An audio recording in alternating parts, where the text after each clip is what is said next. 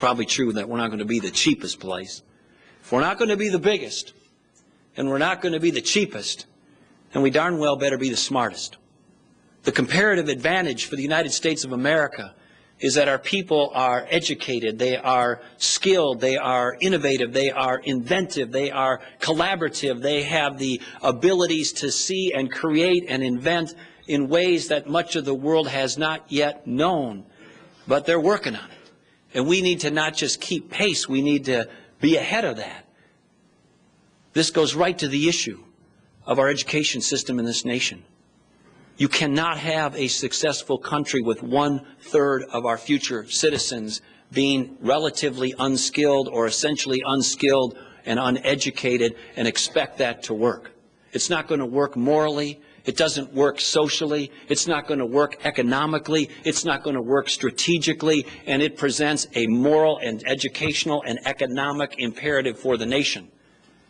And as Time magazine not long ago pointed out, we are now having 1/3 of our children in the United States of America not completing high school. If you don't complete high school and maintain some educational or skill level beyond that, and you cannot access the economy of today and tomorrow, you become, as I mentioned earlier, that marginalized citizen or fellow citizen in our country. And with the strong back jobs being gone, there is nowhere for you to go. You become trapped in a vicious cycle of either a bunch of part-time service jobs, or you become a ward of the state in whole or in part, and then the call comes for more government housing, more government transportation, more government health care, more government everything at a rate and at a time that we can't afford it.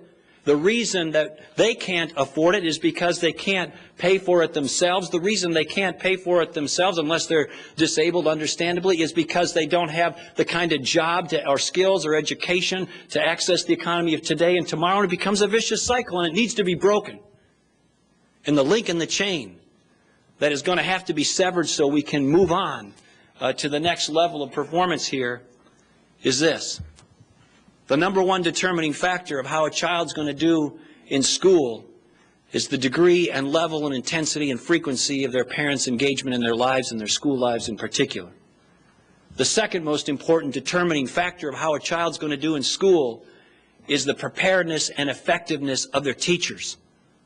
There's an entire agenda that needs to now occur around who's going into teaching, whether we're recruiting the best and the brightest to come into teaching, whether we have rigorous enough entrance requirements before we allow them to come into our colleges of education, whether those colleges of education are properly requiring subject matter mastery and not just teaching methodology as part of their curriculum and focus, whether before we let them out of the colleges of education they can demonstrate minimal and hopefully beyond that competency once they enter the profession, whether we're measuring their effectiveness not as measured by how everybody feels about it, but whether students are learning, how fast they're learning, what they're learning. And we also have to have mechanisms in place for those teachers, if they're not doing the job, to develop them professionally and if need be, move them out. And the teacher unions in this nation, I love teachers, I love educators, they work hard and they don't get paid too much. But they work in a system that is built and envisioned in the 1950s. It looks nothing like the kinds of system and accountability that we have now and will have in the future. It needs to fundamentally change. As we were waiting for Superman, as the movie unfolded in front of the nation, we had Superwoman. She was in this district. She had this kind of agenda in the most troubled, most high-spending district in the nation.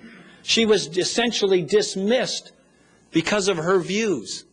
While we were waiting for Superman, Superwoman was pushed aside. Her name was Michelle Reese. She was a Democrat. She told the truth. She was bold. She was courageous. She spoke truth to power.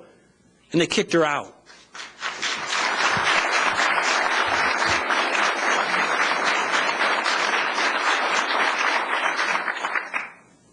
One last thing. In Minnesota, we've got great test scores and highest ACT scores in the country and some of the best NAEP scores and all the other great indicators. But if you peel back the onion, that's if you come from an area of advantage or at least reasonable functionality. If you come from a background of socioeconomic unraveling, the numbers even in a place like Minnesota tell a different story. We got new standards. We're the first state in the nation to offer performance pay statewide and do some of the things I was talking about. This issue is so important to the future of our country. We cannot let a labor organization put the interests of adults in front of the strategic and moral interests of our children in our country any longer. And by the way, when people say, what can we do about it? They come to town like this and say, we're for the poor, we're for the disadvantaged, and one of the first things they do is to eliminate the scholarship under this administration and the former Democratic-controlled Congress for scholarships for poor children in Washington, D.C. to go to a school of their choice. Shame on them. And the critics against school choice say, well, Governor, you're going to just take the wealthy, you're going to take the healthy, you're going to take the advantage, give them these chances to flee the public schools. You're going to leave behind a more challenged population. It's going to get worse. We're going to have less money to serve an even more challenged population. How can you defend that? How can you even suggest that? And what I say to those critics, and I look them right in the eye and say, let me see if I will give you an alternative proposal here. What if we gave that choice? What if we gave that scholarship? What if we gave that freedom only to the poor, for starters, only to the disabled, only to those who are already failing? Who in the room is against giving another chance to a failing or disabled child or disadvantaged child? Please stand up and show your face. Raise your hand, because I'd like to see you defend that. They can't in those terms. And then lastly, this lesson. You may have learned it in a sandlot, you may have learned it in sports, you may have learned it in business, you may have learned it in an alley, you may have learned it in a bar, but it's always true. Bullies respect strength, not weakness. So when the United States of America projects its national security interests here and around the world, we need to do it with voices and capacity of strength. We need to make sure that there is not equivocation and uncertainty and daylight between us and our allies and friends around the world. There's a troubling trend, I think, developing on this front under the leadership of this administration. A couple of examples. President Bush negotiated anti-missile defense systems with two of our best allies in the world, the Czech Republic and Poland. President Obama came in and reversed that decision and pulled the rug out from underneath them after they had already extended their necks out a long ways politically in the politics of Europe to host those systems at our request, to the point where Lech Walesa was quoted in a publication as saying, you can't trust the United States anymore. They're only for themselves. You had not long ago the leaders of Israel questioning whether we really did stand shoulder to shoulder with them, whether that question was creating uncertainty and equivocation in terms of their enemies or their threats being enhanced because of that question being raised about where the United States stood. We've got to be strong. I'll close and look forward to your questions, but none of this is going to be easy. But this is the United States of America. We are the American people. We have seen difficulties before, and we always overcome. But we need to do it with a clarion call towards what made us great and make sure we don't lose sight of that and apply it to the challenges of our time. If prosperity were easy, everybody around the world would be prosperous. If freedom were easy, everybody around the world would be free. If security were easy, everybody around the world would be secure. They are not. It takes an extraordinary effort. It takes extraordinary commitment. It takes extraordinary strength to stand up to the forces that are on the other side of these principles, but we can do it. The Valley Forge wasn't easy. Settling the West wasn't easy. Going to the moon wasn't easy. The heroism and commitment of the people on Flight 93 wasn't easy. So this isn't about easy. It isn't about going home and just, kicking back in our respective, TV venues. This is about rolling up our sleeves, and we're going to have some differences, but as Americans putting our head down and plowing forward and getting it done. Thank you for listening this morning. I appreciate it. I look forward to your questions.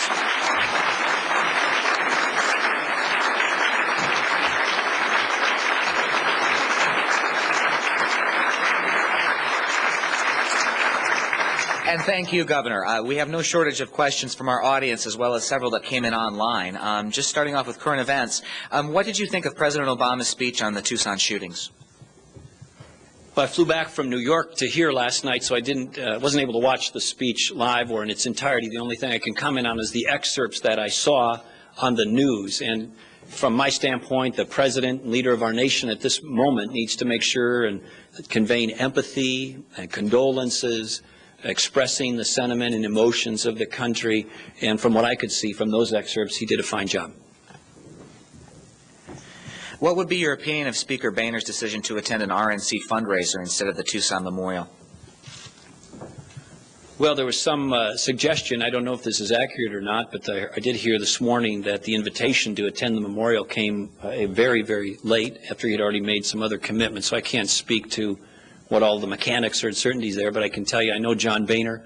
John Boehner is a person of conviction and character, and I support him strongly. So I don't know what all the reasoning were for all of that, but I did hear this morning that the invitation to Speaker Boehner came very, very late after he had already made other arrangements, and it was very difficult for him to change it.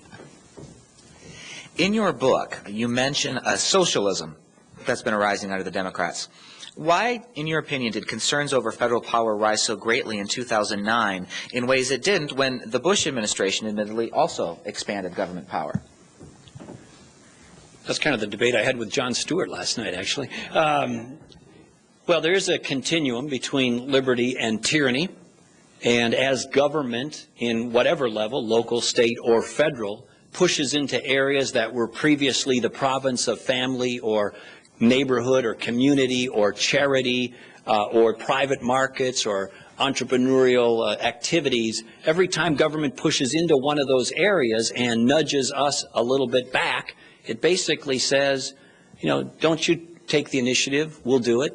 You don't have to worry about the responsibility there, we'll do it. You don't have to have the activities necessary to put together that safety net or that program because we'll do it. And sometimes it happens in big ways like you saw unfold with health care.